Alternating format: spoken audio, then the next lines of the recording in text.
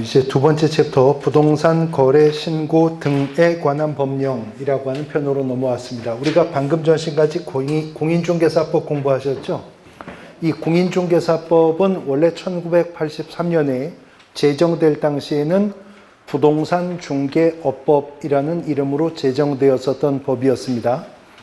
근데 이 부동산 중개업법이 2005년에 실거래가 확보를 목적으로 하는 이 부동산 거래 신고 제도를 도입을 합니다. 그래서 법의 명칭이 부동산 중개업법에서 공인중개사의 업무 및 부동산 거래 신고에 관한 법률로 개정이 되었다가요.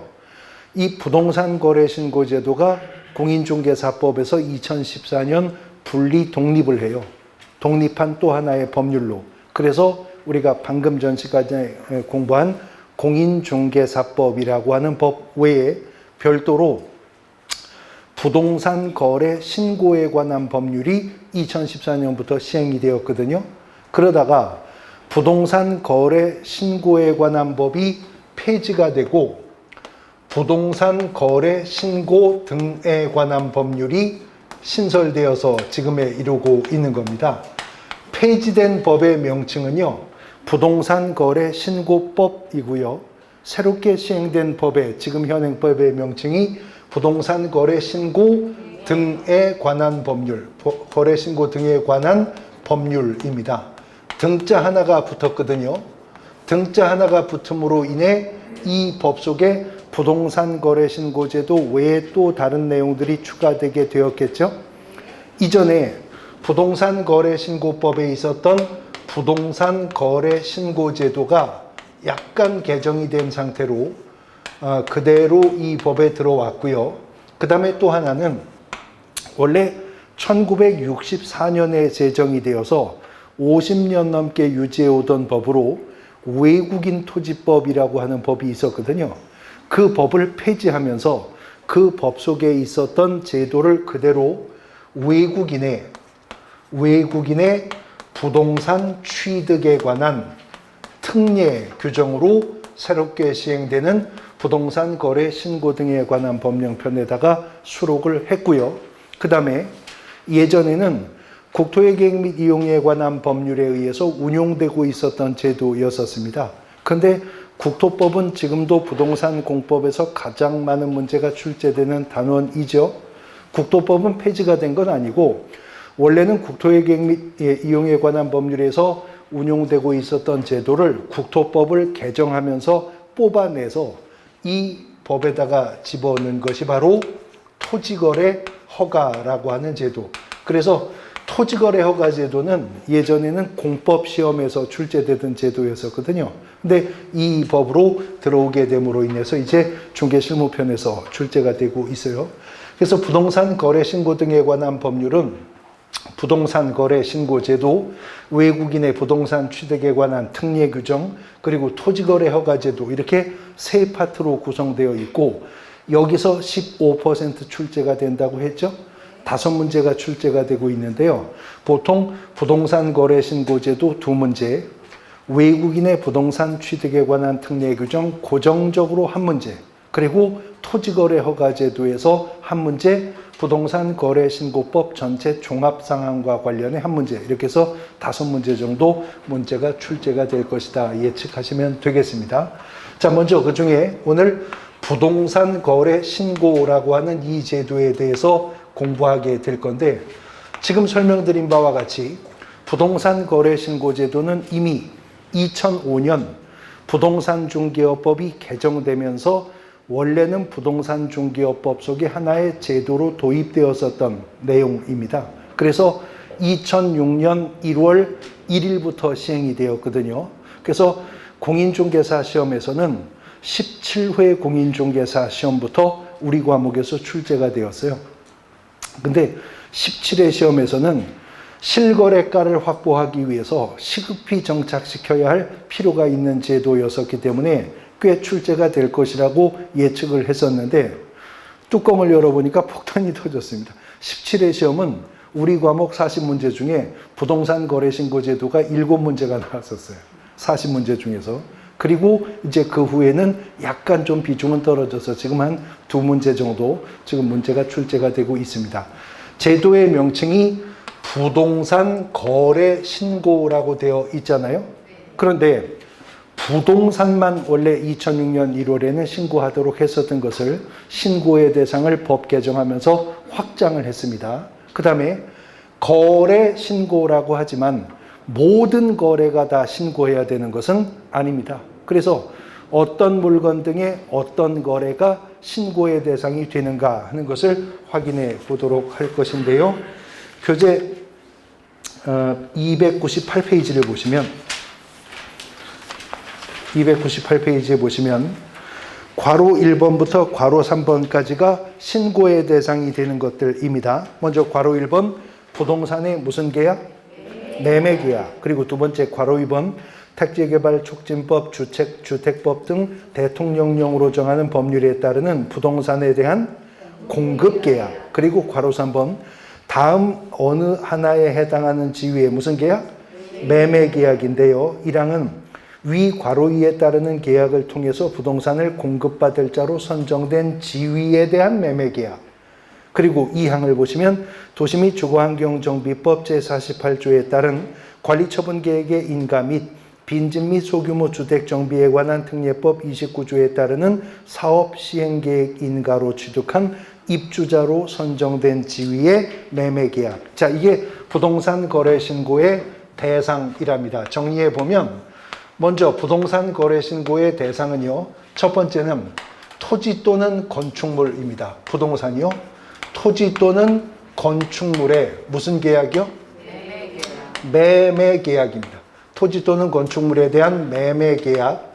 그 다음에 두 번째는 각종 관계 법령에 근거한 부동산의 무슨 계약? 공급 계약입니다. 부동산 공급 계약. 그리고 세 번째는요.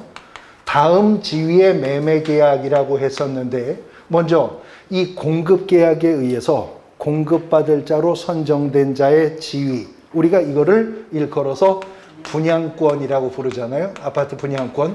그 분양권에 대한 매매 계약이거나 아니면 도시 및 주거환경정비법이나 빈집 및 소규모 주택 정비에 관한 특례법상의 관리처분 계획의 인가도로 취득한 입주자의 지위. 우리가 이거를 재건축, 재개발, 입주권이라고 부르죠. 그 입주권, 분양권이나 입주권의 매매 계약이 부동산 거래 신고의 대상이 된다는 겁니다. 그러니까 부동산 거래 신고라고 제목은 달아놓고 있지만 신고는 부동산인 토지 및 건축물뿐만이 아니라 부동산과 관련된 분양권, 입주권, 일정한 권리에 대해서도 신고의 대상이 발생한다는 거죠. 그 다음에 제목은 거래 신고라고 되어 있지만 신고해야 되는 거래는 원칙은 매매 계약과 무슨 계약? 공급 계약. 그러니까 공급 계약을 포함한 매매 계약이 부동산 거래 신고의 대상이 된다는 것입니다. 그러니까 토지 임대차 계약, 부동산 거래 신고 의무가 원칙적으로 없는 것이죠.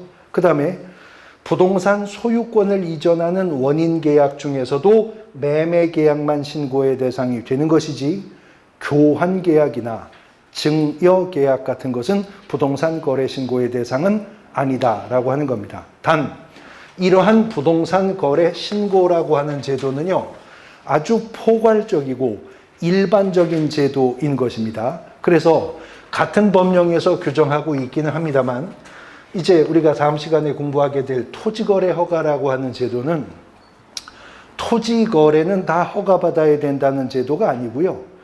토지거래 허가구역이 지정이 됩니다. 그리고 토지거래 허가구역이라 하더라도 허가구역 안에 있는 토지 중에 허가받아야 되는 대상 면적이 또 설정이 됩니다. 그리고 토지거래 허가구역 안에 허가 대상 면적의 토지라 하더라도 그 토지가 유상의 대가성이 있는 소유권, 지상권 설정, 이전, 예약을 포함한 계약일 경우에만 토지거래 허가제도는 작동하는 거예요. 그런데 부동산 거래 신고는요, 부동산 거래 신고 지역 이런 거 없어요. 그냥 대한민국이 다 부동산 거래 신고 지역이고 부동산 거래 신고 대상 부동산 면적 이런 것도 없고요.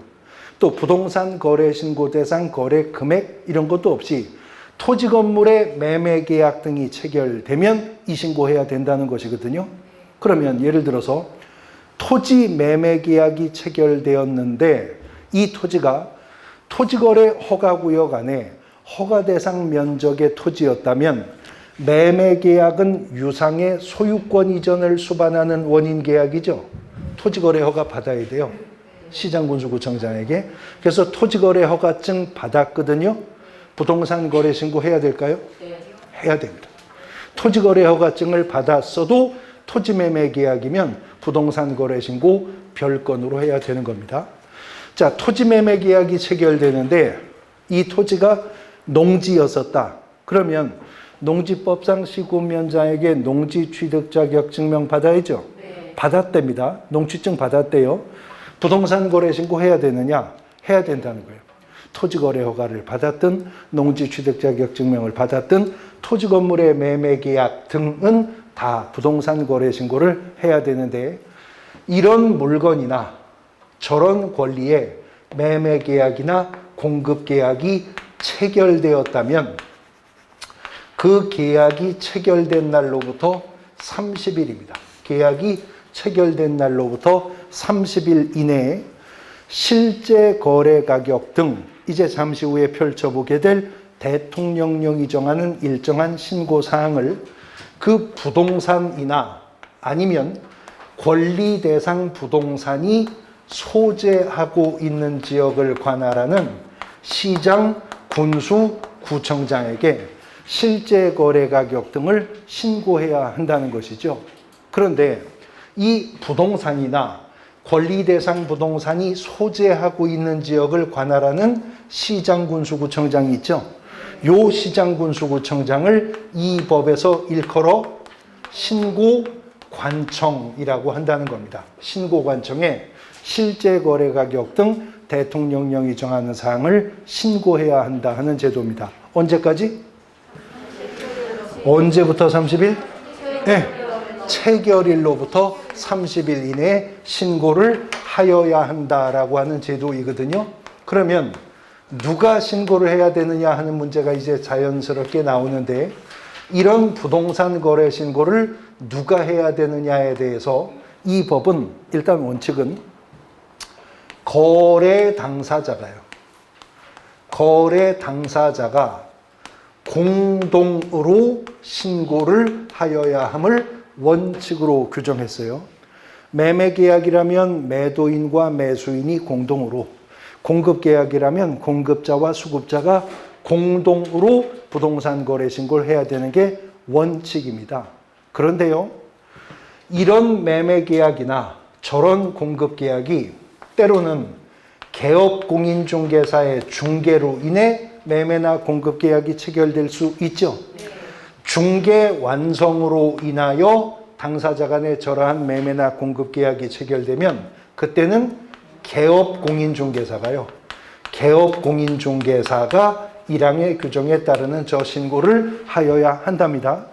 그러면 반대 해석하면 중개 완성의 결과로 매매나 공급계약이 체결되었을 때는 개업공인중개사가 신고해야 되는 것이라면 결국은 어떠한 때 거래 당사자에게 신고 의무가 있다는 말이겠어요? 직접 거래시죠.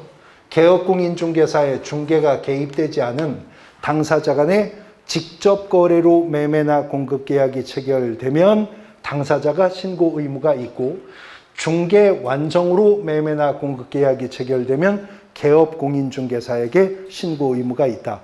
중개 완성이냐 직접 거래냐에 따라 법상의 신고 의무자가 달라진다 그 말입니다. 자, 그럼 시험 문제 지문에 개업공인중개사의 중개로 토지나 건축물의 매매 계약이 체결되면 거래 당사자는 부동산 거래 신고 의무가 없다. OX. 다시 개업공인중개사의 중개로 토지나 건축물의 매매 계약이 체결되면 거래 당사자는 부동산 거래 신고 의무가 없다. OX? O예요. 그 말이에요. 중개 완성으로 토지 매매 계약, 건물 매매 계약 체결되면 거래 당사자는 부동산 거래 신고 의무 없어요. 신고 의무는 누구에게 있어요? 개업공인중개사에게 있어요. 30일 안에 신고하지 않으면 500만 원 이하의 과태료가 떨어질 거거든요. 누구에게? 개업공인중개사에게 떨어집니다. 그러니까 개업공인중개사 소개로 집 팔면, 개업공인중개사 소개로 땅 샀으면 저 개업공인중개사가 30일 안에 신고 하나하나 예의주시하다가 안 하면 우리라도 가서 해야 되느냐? 그런 의무 없다는 거예요. 중개완성 시에는 신고 의무자가 바뀌어버려요. 누가? 개업공인중개사가 신고해야 됩니다. 두 번째 질문. 개업공인중개사가 법정중개대상물의 매매계약 체결을 중개완성하면 개업공인중개사는 부동산 거래 신고를 하여야 한다. OX? 개업공인중개사가 법정중개대상물의 매매계약 체결을 중개완성하면 개업공인중개사는 부동산 거래 신고해야 된다. X입니다. 공인중개사법상의 법정중개대상물과 부동산 거래신고법상의 신고의 대상은 일부 중복이 있지 같은 건 아닙니다. 예를 들어서 임목에 관한 법률에 따르는 임목 배우셨는데 법정중개대상물입니까? 네. 그렇죠. 그러면 개업공인중개사가 임목의 매매계약을 중개완성했어요. 부동산 거래신고해요? 안 해요. 임목은 공인중개사법상 중개대상물이지만 부동산 거래 신고의 대상물은 아니니까요. 세 번째 질문. 개업공인중개사가, 자, 칠판을 잘 보시면서 대답하세요. 개업공인중개사가 토지나 건축물의 거래계약 체결을 중개완성한 때에는 개업공인중개사는 부동산 거래 신고하여야 한다. OX? X입니다. 토지나 건축물의 거래계약 체결을 중개완성했을 때에도 그 거래가 매매나 공급계약일 경우에만 부동산 거래 신고하는 거예요. 그러니까 개업공인중개사가 토지 임대차 계약 중개완성했다. 건물 저당권 설정 계약 중개완성했다. 부동산 거래 신고해요? 안 해요. 토지나 건축물 등의 매매와 공급계약만 부동산 거래 신고하는 겁니다. 그 다음 질문. 칠판을 잘 보고 대답하시라고요. 개업공인중개사가 토지나 건축물의 매매계약 체결을 중개완성한 때에는 개업공인중개사가 잔금 지급일로부터 30일 이내 부동산 거래 신고해야 된다. 아니죠. 30일 이내인데 기준일은 언제요? 체결일로부터 30일 이내에 부동산 거래 신고해야 됩니다. 그러면 개업공인중개사가 토지나 건축물의 매매계약 체결을 중개완성한 때에는 개업공인중개사가 체결일로부터 30일 이내에 등록관청에 부동산 거래 신고해야 된다. X죠. 등록관청에 신고하는 게 아니고 신고관청에 가서 신고하는 거죠. 근데 등록관청은 개업공인중개사 사무소 소재지 어디요? 시장군수구청장이잖아요. 그러면 법상 표현만 다르지 실제로는 거기가 아니냐. 거기가 거기일 수도 있지만 거기가 아닐 수도 있거든요. 왜냐하면 소재지 기준이 달라서 그래요. 그래서 거기가 거기인 경우와 거기가 아닌 경우를 구분해서 살펴보죠. 예를 들어서 노원구 상계동에 중개사무소가 있는 개업공인중개사가 노원구 하계동에 아파트 매매 계약을 중개 완성했어요. 그러면 개업공인중개사가 아파트 매매 계약 중개 완성했으니까 부동산 거래 신고해야죠. 등록관청 어디예요? 노원구청장. 근데 부동산 거래 신고관청 어디예요? 그것도 노원구청장이에요. 거기가 거기죠.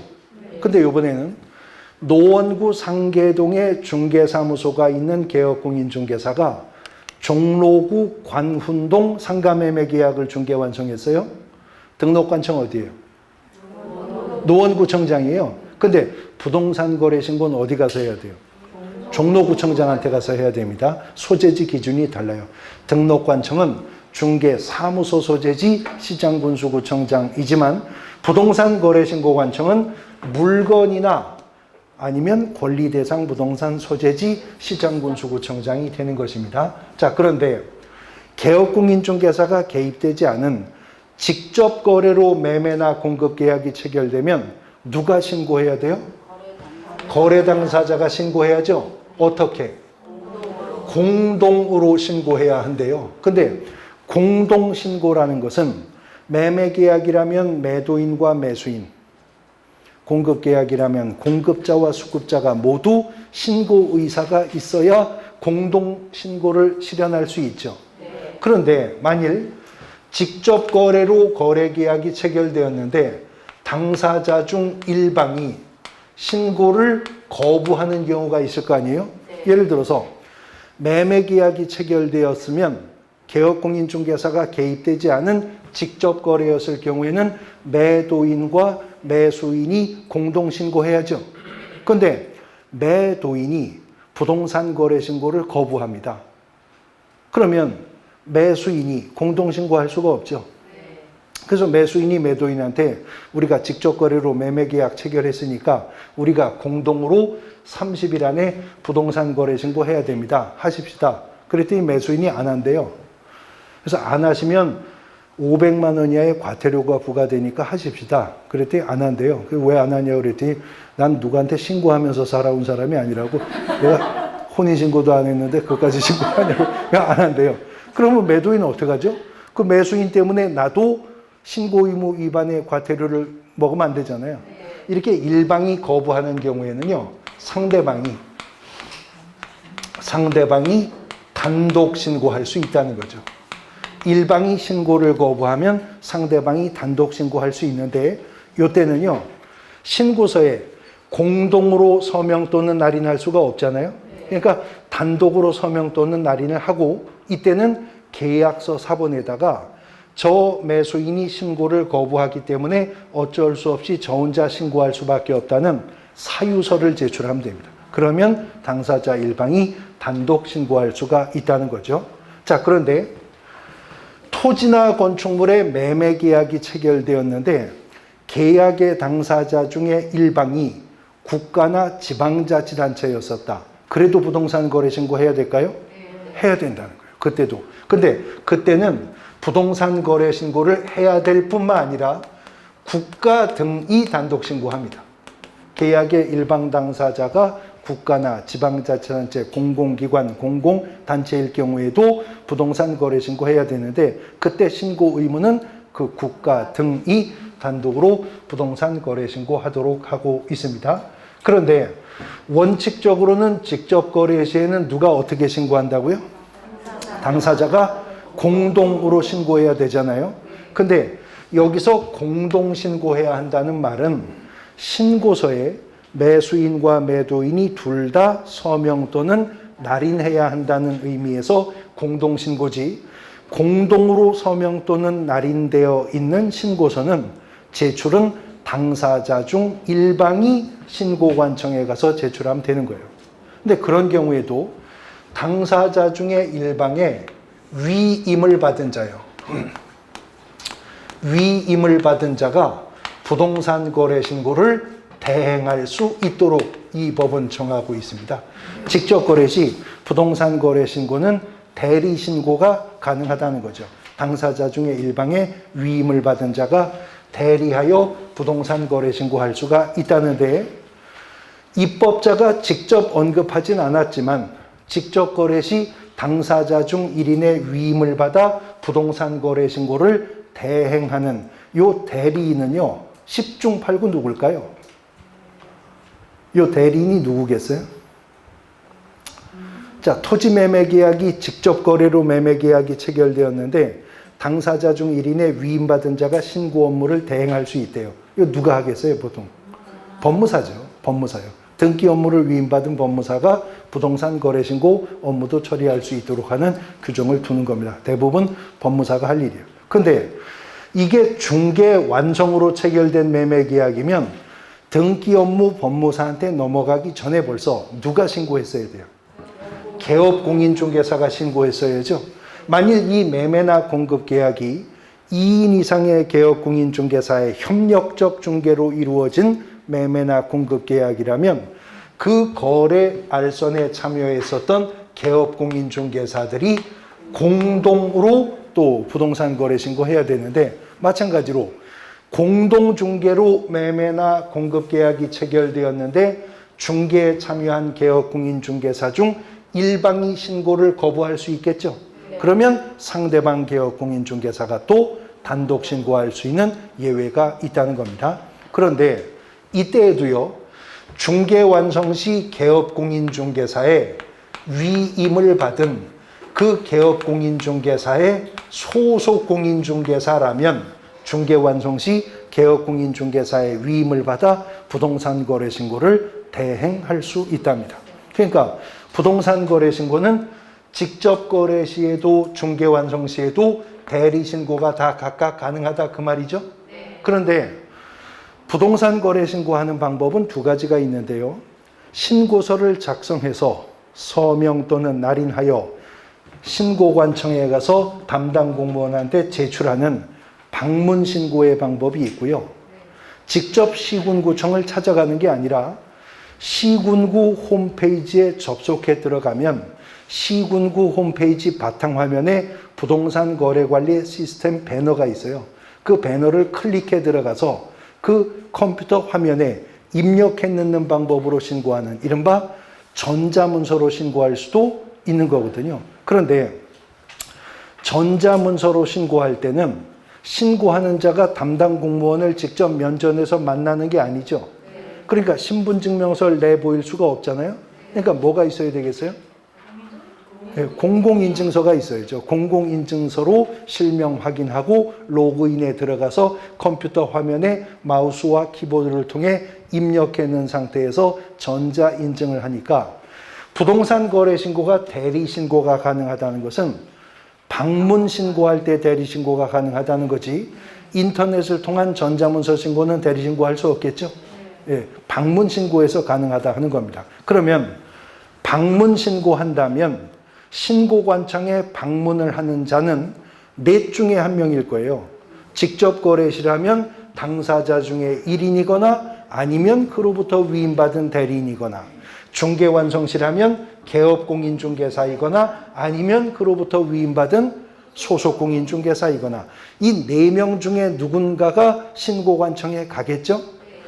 그 누가 갔든 간에 신고관청에 신고하러 갔으면 자기 공적 신분증명서를 내보여야 합니다. 뭐 주민등록증, 아니면 운전면허증, 아니면 여권 같은 신분증명서를 내보이고 서명 또는 날인된 신고서를 제출하는 거예요. 근데 바로 이때 직접 거래 시 당사자의 위임을 받은 요 대리인 있죠? 요 대리인도 갔으면 대리인 자기 신분증명서는 내보여야 돼요. 그리고 신고서를 제출할 때 이 대리인은 위임을 한 당사자가 자필 서명해 준 위임장에다가 위임을 한 당사자의 신분증명서 사본을 첨부해 신고서와 함께 제출하라는 겁니다. 결국 이것도요, 민법의 관점에서 보면 수권행위로 발생하는 대리죠. 무슨 대리예요? 수권행위로 발생하는 대리니까 임의 대리잖아요. 그러니까 그 대리권 증명하라는 거죠. 그래서 요 대리인은 신고하러 갔으면 그 보낸 신고해달라고 위임한 자가 자필 서명한 위임장에다가 그자의 신분증명서 사문 첨부해서 제출을 하도록 하고 있다는 겁니다. 자, 그러면 요 대리인이 제출해야 되는 위임장이 있죠. 이 위임장에는 자필 서명을 해야 된다고 했잖아요. 누가 자필 서명을 해요? 매도인, 매수인 둘 중에 한 명. 자, 위임장에 자필 서명을 매도인이 해요, 매수인이 해요, 둘 다 해요, 둘 중에 한 명이에요. 둘 다 아니고요. 매도인 아니고요. 그렇죠. 위임을 한 자, 매도인이든 매수인이든 제출은 둘 중에 누가 한 명이 한다 그랬잖아요. 그 제출하기로 한 자가 제가 가기 싫으니까 위임했잖아요. 그 위임을 한 자의 자필 서명된 위임장에 위임을 한 자의 신분증명서 사본을 첨부하면 된다는 거예요. 근데 위임을 한 자가 법인일 수 있죠. 그러면 법인은 자필 서명 못 하잖아요. 법인은 신분증명서 사본이 없잖아요. 그러니까 그때는 법인 인감증명서에다가 위임장에는 법인 인감을 날인해서 제출하면 된답니다.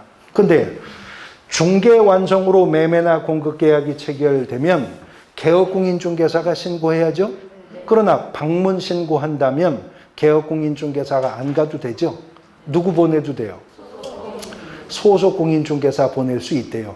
중개보조원 보내도 돼요? 안 됩니다. 중개보조원은 공인중개사가 아닌 자로서 단순한 업무만 보조하는 거니까 중개 업무에서도 이런 행위는 못해요. 소속공인중개사만 보낼 수 있어요. 그러면 소속공인중개사도 위임을 받아 신고하러 갔으면 소속공인중개사 자기 신분증명서 내보여야죠. 근데 이 법이요, 이 소속공인중개사한테는요, 개업공인중개사에 자필 서명된 위임장 받아오라, 개업공인중개사 신분증명서 가져와라, 이런 말을 안 합니다. 이 법이. 그럼 이런 말을 안 한다는 거는 신고관청 입장에서는 당신은 그런 거 안 가져와도 보낸 저 사람의 소속공인중개사인 거 우리가 알아, 그 얘기죠.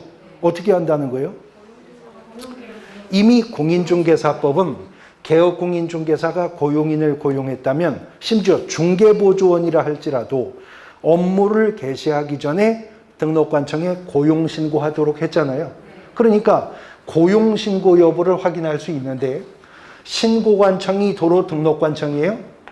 거기가 거기냐고 여쭤보는 거예요. 설명을 했기 때문에 여쭤보는 거예요. 거기가 거기냐고. 거기가 거길 수도 있지만 거기가 아닐 수도 있었잖아요. 근데 거기가 아니라 하더라도 시군구들 간에는 행정정보 공동이용이 됩니다. 그러니까 행정정보 공동이용을 통해 온 이 소속공인중개사가 보낸 저 개업공인중개사의 현 고용인인지는 알 수가 있을 거라는 거죠. 그래서 소속공인중개사는 소속공인중개사 자신의 신분증명서는 내보여야 하지만 개업공인중개사의 자필 서명된 위임장이나 개업공인중개사의 신분증명서 사본은 제출할 의무가 없다 하는 겁니다. 자, 이렇게 해서 신고하는데 전자문서로 신고하든 방문 신고하든 부동산 거래 신고할 때 신고해야 할 사항이 있는데 부동산 거래 신고 시 신고사항은 공통신고사항이 있고요. 법인이 거래 당사자일 때 추가 신고해야 될 사항이 있고요. 일부 지역에서 일부 가액에 따라 추가 신고할 사항으로 세 개로 나눠집니다. 먼저 299페이지에 보시면 공통신고사항부터 보십니다. 첫 번째 박스가 공통신고사항인데 첫 번째 거래 당사자의 인적사항이요. 299페이지입니다. 거래 당사자 인적사항. 두 번째는 계약 체결일과 중도금 지급일 및 잔금 지급일입니다. 세 번째는 거래 대상 부동산의 소재지, 지번, 지목 및 면적 신고해야 된대요. 소재지, 지번, 지목 및 면적을 신고해야 된답니다. 근데요, 소재지, 지번, 지목, 면적 이렇게 되어 있죠. 근데 우리가 공시법 시간에 공부하는데 소재지라는 말은 합성어이잖아요. 소재지라는 말의 뜻이 뭐예요? 소재 플러스 지번의 합성어죠. 그러니까 소재지라고 하는 것은 그 공간정보구축 및 관리에 관한 법률상의 지번 부여 지역 단위에서 지번까지 포함되는 개념이죠. 그러니까 원래 소재지라고 하는 말은 소재 플러스 지번의 의미거든요. 근데 소재지, 지번, 지목, 면적 이렇게 입법되는 걸 보면 입법자는 공시법을 잘 모르는 사람이구나 하는 걸 알 수가 있습니다. 어쨌든 신고해야 되고, 그 다음에 네 번째는 거래 대상 부동산 등의 종류, 그 다음에 다섯 번째 거래 가격을 신고하는데 원래 이 제도가 실거래가 확보하려고 만든 제도라는 거죠. 그래서 아예 앞에 무슨 자를 붙였어요? 실제 거래 가격. 실제 거래 가격. 그 다음에 여섯 번째 조건이나 기한이 있으면 조건과 기한. 그 다음에 마지막으로 개업공인중개사가 계약서를 작성 교부한 경우, 그러니까 중개 완성시라면 개업공인중개사의 인적사항과 개업공인중개사 개설 등록에 관한 상호, 전화번호, 소재지까지 신고하랍니다. 공통신고사항이 모두 몇 가지죠? 7가지잖아요. 공통신고할 사항 지금 박스 안에 7가지 있죠? 그런데 부동산 거래신고제도가요. 17회 공인중개사 시험에서부터 출제되었다 그랬죠? 17회 시험에는 무려 7문제 나왔다 그랬죠? 그 중에 한 문제가 이런 문제가 나왔었어요. 박스 안 잘 보시면서 17회 기출문제인데 다음은 거래 당사자가 부동산 거래 신고하는 경우 신고할 사항이다. 아닌 것은 1번 거래 당사자 인적사항, 2번 계약일, 중도금 지급일 및 잔금 지급일, 3번 거래 대상 부동산의 소재지, 지번, 지목, 면적 및 실제 거래 가격, 4번 조건이나 기한이 있는 경우에 조건 또는 기한, 5번 개업공인중개사의 인적사항과 상호, 전화번호 및 소재지. 이렇게 문제가 나왔었어요. 물론 제가 약간 수정하긴 했지만 그 당시하고 법이 개정되어서 정답은 5번이 정답이었거든요. 뭐냐면 문제가 어떻게 출제되었었냐면 이렇게 나왔어요. 다음은 거래 당사자가 부동산 거래 신고하는 경우 신고할 사항이다. 아닌 것은 문제가 이렇게 나왔거든요. 그러면 거래 당사자가 부동산 거래 신고하는 경우라면 어떤 경우예요? 직접 거래시잖아요. 개업공인중개사 없었을 때 당사자가 신고하는 거죠. 그러니까 당연히 개업공인중개사 인적사항과 등록사항은 빠지는 거죠. 그렇게 또 문제가 출제가 된 적이 있었습니다. 자, 이 공통신고사항에다가 2번 보시면 법인이 주택의 거래계약을 체결하는 경우 추가 신고사항인데요. 법인의 현황에 관한 다음의 사항을 신고를 하도록 되어 있습니다. 괄호 안에 보니까 당사자 중 국가 등이 포함되어 있거나 거래계약이 택지개발촉진법, 주택법 등 대통령령이 정하는 법률에 따르는 부동산 공급계약 또는 공급계약을 통하여 부동산 공급받을 자로 선정된 지위의 매매계약에 해당하는 경우에는 제외한다. 이런 분양권, 입주권, 매매계약, 분양권, 매매계약은 제외하고 또 당사자 중 국가 등이 포함되어 있는 경우에도 제외하는데 그 외에는 법인이 거래 당사자고요. 물건이 무엇일 때? 주택일 때입니다. 법인이 당사자고 물건이 주택이라면 1항 법인의 등기 현황, 그 다음에 2항 법인과 거래 상대방 간의 관계가 다음 어느 하나에 해당하는지를 신고하랍니다. 기억항 거래 상대방이 개인이면 그 개인이 해당 법인의 임원이거나 임원과 친족 관계에 있는지, 또 니은 거래 상대방도 법인이면 거래 당사자인 매도법인과 매수법인의 임원 중 같은 사람이 있거나 중복된 사람, 거래 당사자인 매도법인과 매수법인의 임원 간 친족 관계가 있는지 여부. 그 다음 페이지 넘어가면 세 번째는 주택 취득 목적 및 취득 자금 등에 관한 다음의 사항들. 그래서 거래 대상 주택의 취득 목적, 거래 대상 주택의 취득에 필요한 자금 조달 계획과 지급 방식을 신고하는데 투기과열지구에 소재하는 주택의 거래 계약을 체결한 경우에는 자금 조달 계획 증명 서류에 국토부령이 정하는 일부 서류를 추가 첨부하고 임대 등 거래 대상 주택의 이용 계획도 신고하라. 지금 이 내용은 물건이 주택이고요. 당사자가 법인일 경우입니다. 이제 마지막 세 번째 또 추가 신고할 사항이 법인 외예자가 실제 거래 가격 얼마? 6억 원 이상인 주택을 매수하거나 투기과열지구 또는 조정 대상 지역에 소재하는 주택을 매수하는 경우인데요. 역시 국가가 포함되어 있을 때는 제외하고입니다. 그래서 자금 조달 계획과 지급 방식, 그 다음에 매수인이 본인이 직접 입주할지와 입주 예정 시기를 신고하라. 그러니까 자금 조달 계획과 지급 방식과 매수인의 입주 여부와 입주 예정 시기는 개인이 거래하는 경우에는 일반적인 물건이면 6억 이상일 때이고요. 투기과열지구나 조정 대상 지역 안에 있는 주택일 경우라면 이거는 거래 금액과 상관없이 무조건 자금 조달 계획과 지급 방식, 매수자의 입주 여부와 입주 예정 시기를 신고하랍니다. 자, 이거 다시 정리할게요. 주택법상 투기과열지구나 조정 대상 지역 안에 있는 주택이면 거래 금액 관계없이 무조건 신고합니다. 근데 투기과열지구나 조정 대상 지역 외의 지역에서 주택일 경우에는 거래 가격 얼마? 6억 원 이상일 때 자금 조달 계획과 지급 방식, 매수인의 입주 여부와 입주 예정 시기를 신고하라는 것입니다. 근데 여기서 문제가 있는 것이요. 부동산 거래 신고는 중개 완성 시에는 개업공인중개사가 신고해야죠.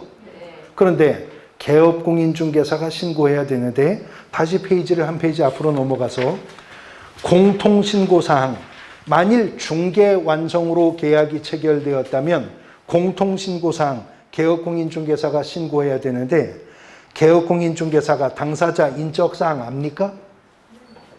아다뿐만 아니라 거래계약서 필수기재사항 첫 번째로 이미 작성도 했잖아요. 그 다음에 계약일 알아요? 개업공인중개사가 중개했으니까 중도금 지급일, 잔금 지급일 알겠죠? 대상 부동산의 소재지, 지번, 지목, 면적은 이미 작성한 거래계약서 물건의 표시란에 다 기재한 사항이죠. 실제 거래 가격 개업공인중개사가 거래조건 교섭해서 성사되었잖아요. 조건과 기한이 있었다면 거래계약서에 이미 필수 기재사항으로 기재했었죠.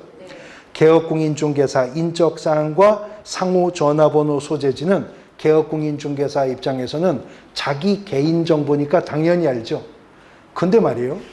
개업공인중개사가 중개를 하다가 보면 투기과열지구나 조정대상 지역에 있는 주택을 중개하는 때도 있겠죠. 또 개업공인중개사가 중개를 하다가 보면 그런 지역에 속하진 않지만 거래 금액 6억 이상의 주택을 중개하는 경우 아주 많잖아요. 근데 그 경우에는 개업공인중개사가 부동산 거래 신고를 해야 되는데 개업공인중개사가 예를 들어서 6억 이상 주택의 매매 계약을 중개했다. 투기과열지구나 조정대상 지역에 있는 주택의 매매 계약을 중개 완성했다면 중개 완성한 개업공인중개사가 자금 조달 계획 압니까? 모릅니다.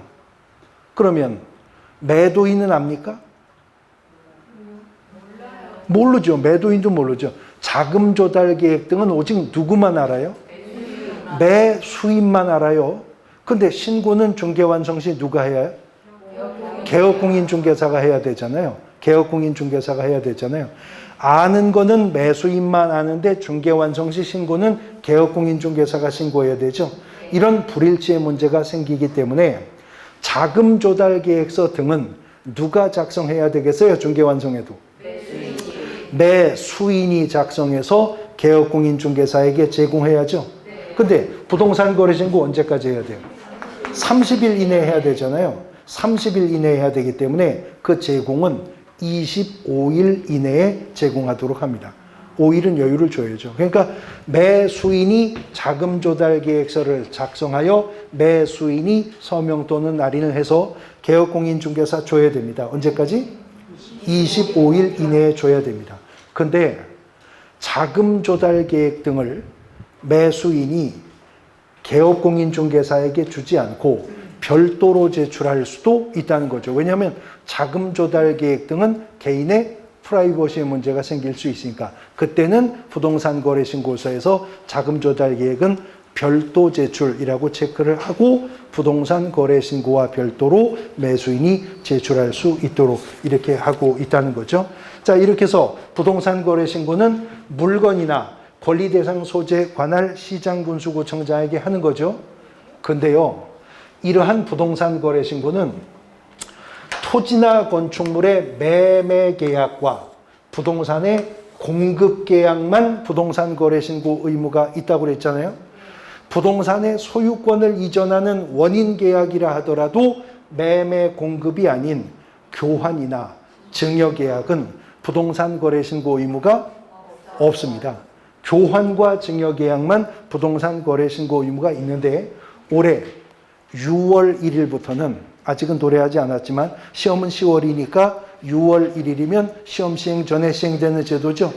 6월 1일부터는 주택임대차에 대해서도 주택임대차 계약에 대해서도 신고해야 되는 일정한 경우를 이미 법률로 확정해서 이거 2021년 6월 1일부터 시행을 할 거랍니다. 올 6월 1일부터 시행할 것이라는데 보시면 303페이지 303페이지 주택임대차 계약의 신고인데요.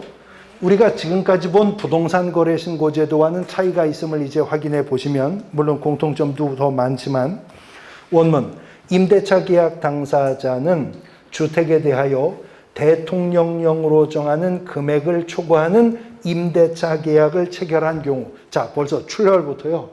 주택임대차 신고는요. 신고 대상 금액이 정해질 거래죠. 야 여기 토지건물 매매계약은 토지매매계약, 건물매매계약, 거래금액이 얼마였든 신고하는 거예요? 매매계약은. 예, 제가 부동산, 6억 이상이라면 신고하는데 자금 조달 계획, 입주 여부, 입주 예정 시기를 추가 신고하는 거지. 부동산 거래 신고는 매매계약이었었다면 거래금액이 1원이었든 10억 원이었든 신고하는 거잖아요. 근데 지금 주택임대차 계약은 출발하면서부터 뭐라 그래요? 대통령령이 정하는 금액을 초과하는 임대차 계약을 체결한 경우. 그랬으니까 주택임대차 신고를 해야 되는 신고 대상 금액은 정해질 것이다. 그 말이죠. 누가 정한대요? 대통령령이 정한대요. 근데 언제부터 시행한다고? 6월 1일 날 시행을 하면 내일 모레가 벌써 5월인데 정해줘야 되잖아요. 뭐 하는지 아직도 안 정하고 있어요. 이제 정해지는 대로 요거는 추가적으로 말씀드릴 건데 아직도 안 정하고 있습니다. 오늘도 제가 혹시라도 또 그 사이에 정해졌나 해서 출근하면서 지하철에서 봤는데 아직 안 정했습니다. 하여튼 이제 정해질 거랍니다. 당장 5월 중에는 늦어도 정해야 되겠죠? 6월 1일부터 시행한다니까 계속 보면 대통령령으로 정하는 금액을 초과하는 임대차 계약을 체결한 경우에 그 보증금 또는 차임 등 국토부령이 정하는 사항을 임대차 계약 체결일로부터 얼마? 그거는 똑같네요. 일반적인 부동산 거래 신고와 똑같죠? 체결일로부터 30일 이내 주택소재지 관할하는 신고관청에 공동신고해야 된다. 신고관청에 공동신고해야 된다는 거 똑같죠? 그 다음에 괄호 2번에 임대차 계약 당사자 중 일방이 신고를 거부하면 상대방이 단독 신고할 수 있다는 말도 똑같죠?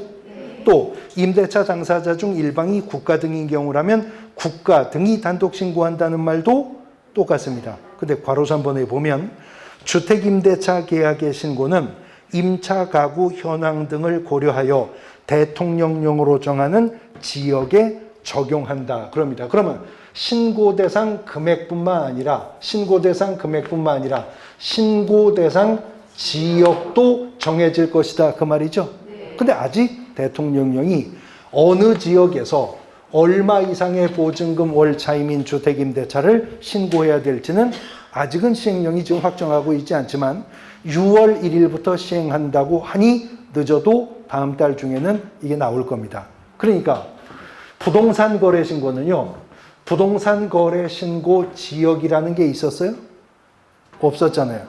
부동산 거래 신고 대상 거래 금액 없었죠? 근데 주택임대차는 모든 주택임대차 다 신고하는 게 아니고 대통령령이 주택임대차 신고해야 되는 지역을 정할 것이고 주택임대차 신고 대상 지역에서도 대통령령이 정하는 보증금과 월차임의 기준을 정할 것인데 아직은 정하지 않았지만 이제 정해지면 고 임대차일 경우에 신고를 해야 할 것이다 라고 하는 것입니다. 주택임대차 계약 신고에 관해서 일반적인 그 내용들을 이제 부동산 거래 신고와 같은데 차이점이요. 괄호 5번에 있습니다. 괄호 5번에. 신고관청은 주택임대차 계약의 신고에 따르는 사무에 대한 해당 권한의 일부를 그 지방자치단체 조례로 정하는 바에 따라 읍면동장 또는 출장소장에게 위임할 수 있다. 여기서 부동산 거래 신고를 신고관청이 읍면동장이나 출장소장에게 위임할 수 있다는 말 여기서는 없었었습니다.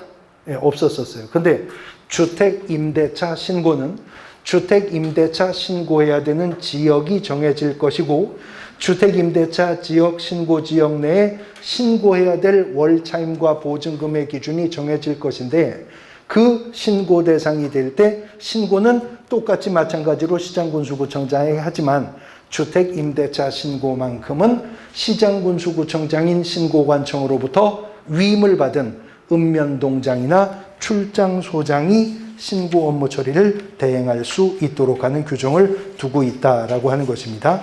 페이지 넘어가서 이제 부동산 거래 신고서 서식 작성하는 방법들 쭉 제가 잘라서 설명드렸는데 나중에 서식 정리할 때 함께 묶어 보실 것이고요. 313페이지로 보시면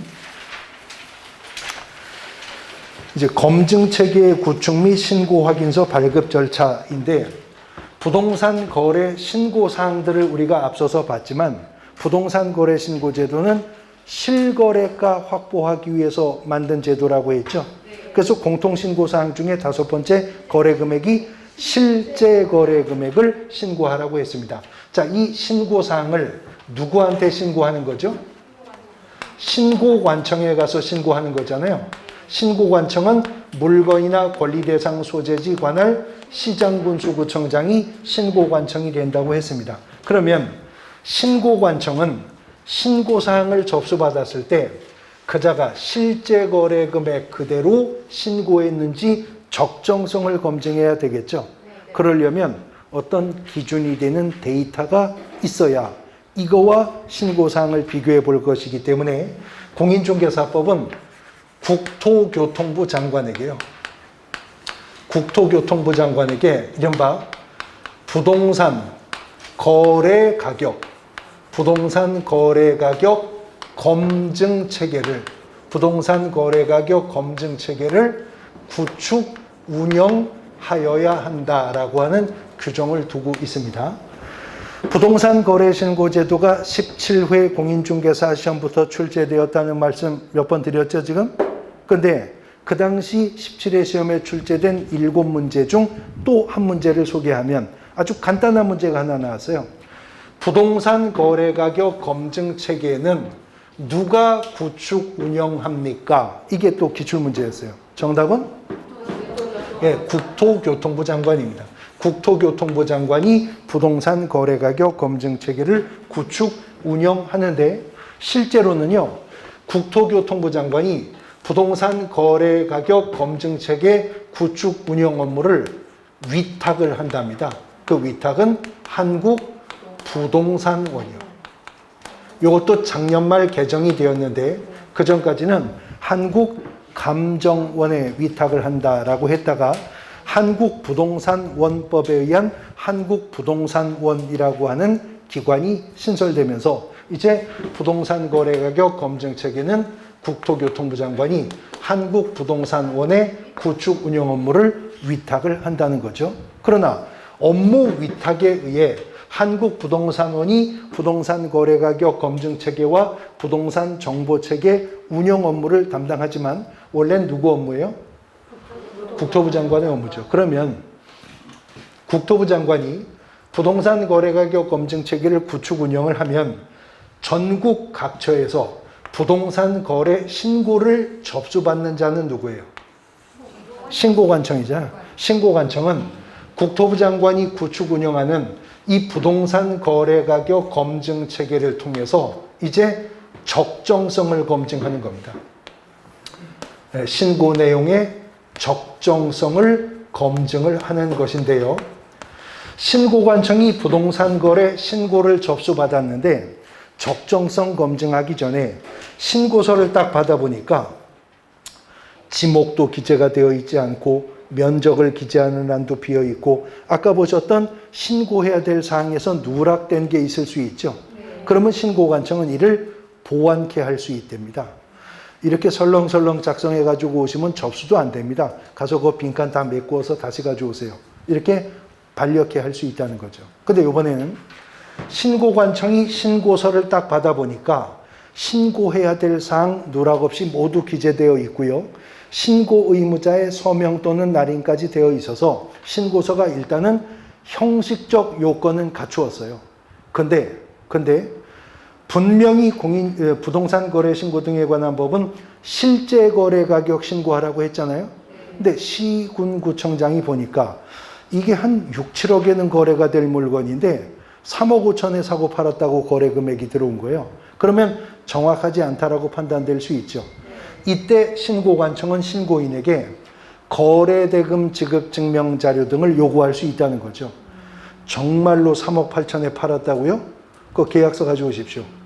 계약금이 3,800만 원이었다고 3,800 입금한 통장 입출금 내역서 가져오십시오. 이렇게 관련 자료를 요구할 수 있고, 이러한 자료 요구에 불응한 사실만으로도 3천만 원 이하의 과태료를 시장군수구청장이 때릴 수 있도록 했습니다. 그러니까 실질적 심사권을 신고관청에게 부여해서 실거래가를 확보하겠다는 거죠. 근데 문제는 시장이, 군수가, 구청장이 행정기관의 장에 불과한데 자기 관할구역 내 어떤 토지, 어떤 물건이 얼마에 거래가 되는 게 적정 가격인지는 뭔가 자료가 있어야 신고 내용과 비교해 볼 거잖아요. 그러니까 국토부 장관이 부동산 거래 가격 검증 체계를 구축 운영하고 있으면 장관이 구축 운영하는 검증 체계를 통해서 신고 사항과 비교해서 적정성 검증을 하라는 거죠. 그리고 적정성이 검증이 되면요, 신고관청은 이것을 관할 세무관서의 장에게, 그러니까 세무서장 말하는 거예요. 관할 세무관서의 장에게 그 부동산 거래 가격 검증 체계를 통한 적정성 검증 결과를 통지해 주라는 겁니다. 그러면 세무관서의 장은 시장군수구청장으로부터 통보받은 적정성 검증 결과를 토대로 국세 또는 지방세 과세를 위한 자료로 활용할 수 있도록 하는 겁니다. 자, 부동산 거래 가격 검증 체계와 관련된 행정 각 기관의 역할과 관계입니다. 부동산 거래 가격 검증 체계는 누가 구축 운영한다고? 국토부 장관이. 근데 실제로는 누구한테 위탁한다? 한국감정원. 그러면 국토부 장관이 구축 운영하는 검증 체계를 통해 적정성 검증 작업은 누가 해요? 신고관청이 하고, 그 검증 결과는 누구에게 통보해요?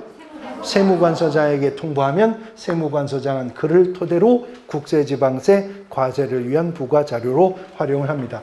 이렇게 해서 적정성이 검증되었을 때 이제 신고관청은 지체 없이 부동산 거래 신고서, 신고 확인서라고 하는 것을 발급해 주게 될 거라는 거죠. 이 신고 확인서가 발급이 되면 이 신고 확인서 발급을 통해 거래 신고 절차는 일단락되는 거죠. 그러면 우리가 이제 다음 주에 공부하게 될 개별적 중개 실무에서 부동산 등기 특별조치법 3조 1항에 따르는 검인은 받은 것으로 본답니다. 검인이 의제가 된다. 부동산 거래 신고를 필요했다면 별도로 매수인은 검인 받으러 갈 필요가 없다. 그 말입니다. 자, 그런데 문제는 부동산 거래 신고를 언제까지 해야 되죠? 예, 체결일로부터 30일 이내 하라. 이게 문제의 단체예요. 만약에 부동산 거래 신고를 잔금 지급일로부터 30일 이내 하면 된다고 했다면 이미 그 계약은 이행까지 끝난 마당에 신고하는 거니까 신고 후에 변수가 발생할 가능성 거의 없죠. 근데 체결일로부터 30일 이내 하라고 하거든요.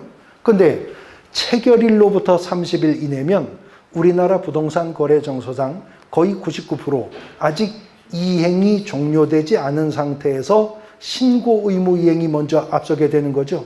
그러다가 보니 부동산 거래 신고 30일 안에 해야 된다고 해서 기한에 맞추어 30일 이내 했습니다. 했는데 신고서를 발급받고 나서 계약이 무효가 되거나 또는 해제가 되거나 또는 취소가 될 수 있죠. 그러니까 한마디로 말해 전문 용어로 네. 그건 아주 수준이 있는 전문 용어고 그냥 일반적 전문 용어로 그냥 깨졌다고 그러죠. 깨질 수가 있잖아요. 빠그라질 수가 있잖아요. 네. 그러면 생각해 보세요.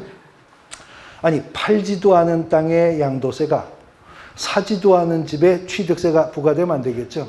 그러니까 신고서를 발급받고 나서 계약이 무효가 되거나 취소가 되거나 해제 등이 되면 그 해제 등이 확정된 날이요.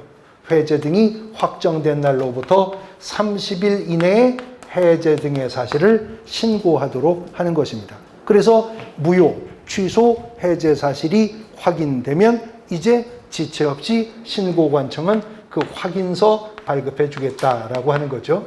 그런데 신고서를 발급받고 나서 계약이 무효되거나 취소되거나 해제가 되면 해제 등이 확정된 날로부터 얼마 역시 30일 이내 해제 등을 신고하라는 거죠. 근데 이번에는요, 무효되거나 취소되거나 해제된 건 없는데 신고 필증을 발급받았는데요. 발급받고 나서 원시적 불일치의 사항을 확인했어요. 그러니까 잘못 신고한 걸 뒤늦게 확인했습니다. 아까 지목 신고해야 된다고 했었잖아요. 지목이 전이었는데 잘못해서 답이라고 신고했다. 이렇게 신고사항에 원시적 불일치의 문제가 있다면 바로 잡아야 되겠죠. 원시적 불일치를 바로 잡으니까 정해야 되겠죠. 그런데 이번에는요, 신고할 때는 신고사항 어느 하나 잘못 신고한 거 없어요. 실체적 진실에 부합하게 신고했다고요. 근데 신고 필증을 발급받고 나서 신고했었던 사항 중에 후발적 불일치가 발생하는 문제가 생길 수 있겠죠. 그러면 그거는 변경 신청할 수가 있게 된다는 겁니다. 예를 들어서요, 아까 부동산 거래 신고해야 될 사항 중에는 계약일도 있었죠, 중도금 지급일도 있었죠, 잔금 지급일도 있었는데, 자, 30일 안에 신고해야 된다고 하는데 구체적으로 30일 이내 어느 시점에 신고하든 간에 신고사항 중에 계약일 말이에요. 신고할 사항 중에 계약일은 신고하는 시점에서 봤을 때 지나간 과거입니까? 다가올 미래입니까? 신고해야 되는 시점에 서서 봤을 때 계약일은 언제나 지나간 과거잖아요. 지나간 과거죠. 그러니까 계약일이 변경될 수 있어요? 없어요. 근데 중도금 지급일은 지나간 과거예요? 다가올 미래예요? 지나간 과거일 수도 있고 다가올 미래일 수도 있죠. 근데 잔금 지급일은 거의 대부분 다가올 미래겠죠. 그럼 예를 들어서 잔금 지급일 5월 13일로 매도인과 매수인이 합의했어요. 그래서 계약서에도 잔금 지급일 5월 13일로 기재했어요. 그래서 부동산 거래 신고에서도 5월 13일로 신고했거든요. 근데 신고서 받고 나서 갑자기 매수인이 그럽니다.